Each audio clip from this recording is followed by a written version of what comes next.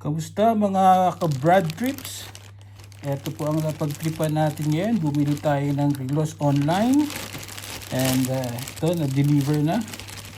Open natin.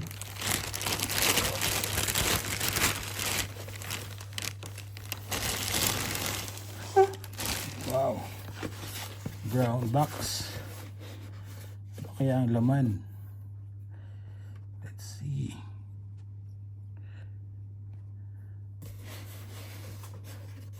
Alright, let's open it. I ordered this online sa Goldsmith website and I use my 20% discount sa ating membership. Okay.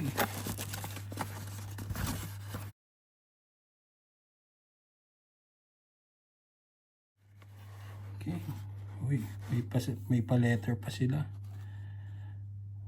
Okay, thank you.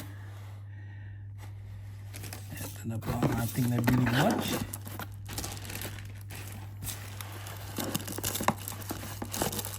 Oops.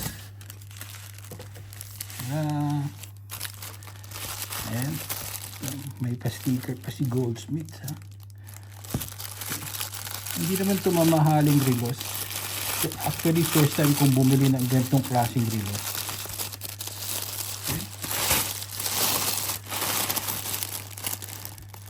Nating sirain, sayang. Oops. Yes, it's Seiko. Sana kasing swerte rin siya ng wallet na Seiko. Okay, so let's open what's inside. Saan ba yan? Oops. That's the box. May card. Uy, may card pa pala siya, may warranty card, may serial number. Ito. Okay din yung mga box pala ng ganito, ah. So this is the Seiko 5 GMT. Wow. So they called it a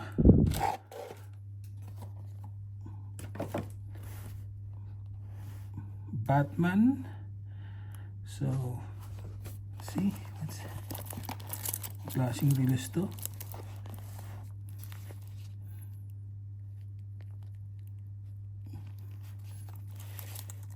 It's in ano bang tawag sa ganitong bracelet? Jubilee bracelet.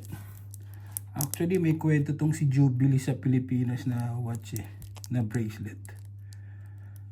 Ang kwento kasi niyan, may Amerikano bibili ng relos.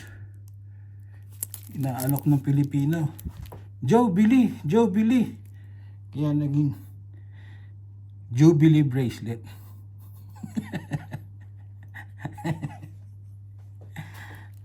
Yan. Joe, bili. Kaya naging Jubilee. Yan. Medyo taga-probinsya kasi yung ano. Kaya Jubilee. Tapos yung kalaban nitong Jubilee na bracelet, yung Oyster, may kwento rin yun. Tinawag nung nagtitinda na Pilipino si Esther, "Oy, Esther!" Kaya naging Oyster yung bracelet. Anyway, so balik tayo sa watch.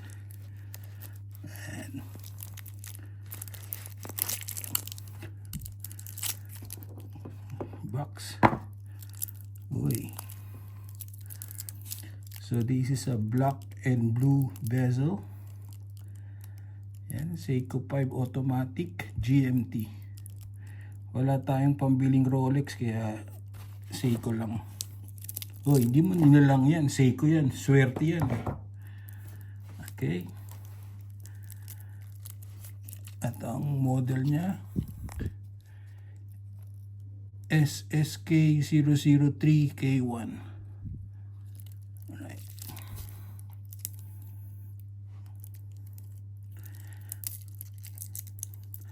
Maganda siya pag naaanohan ng ilaw.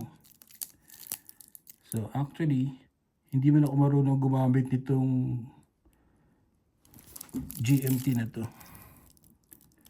Tingnan natin. May ikot daw to eh.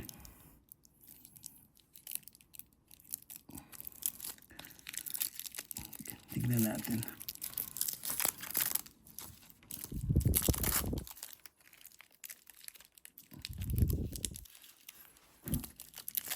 So yeah, tignan natin. Isin natin itong strap. Okay.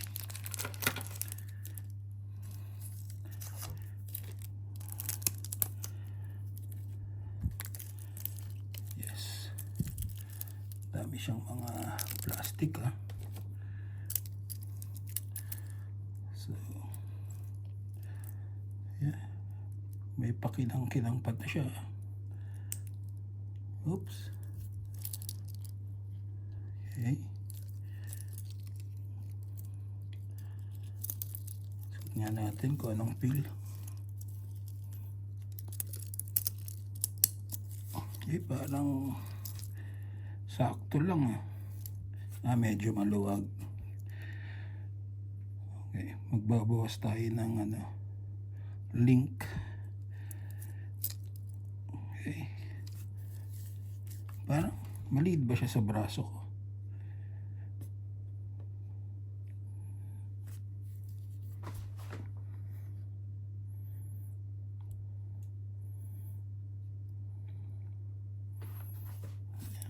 Okay siya, okay yung feel niya. Mas maano siya sa braso, sa wrist. Okay. So, I bought these for a discounted price. So, ang SRP niya dito is 420 pounds plus minus 20% discount. So, mga 336. Pero, hindi yan cash. Thanks to PayPal. Alright. Okay. So, yeah.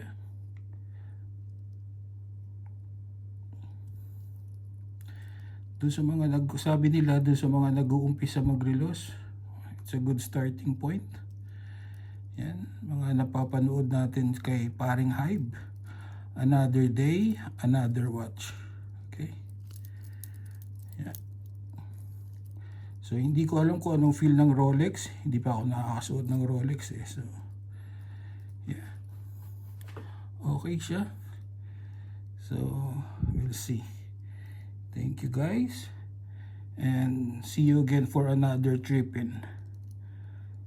Alright. See ya. So again, this is a Seiko 5 GMT automatic with the black and blue bezel with blue dial.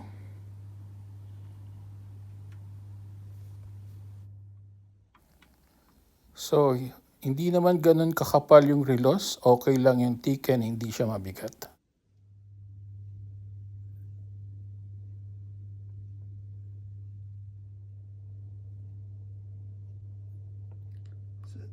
The Seiko movement. I think this is an NH34 or NH35. So yeah.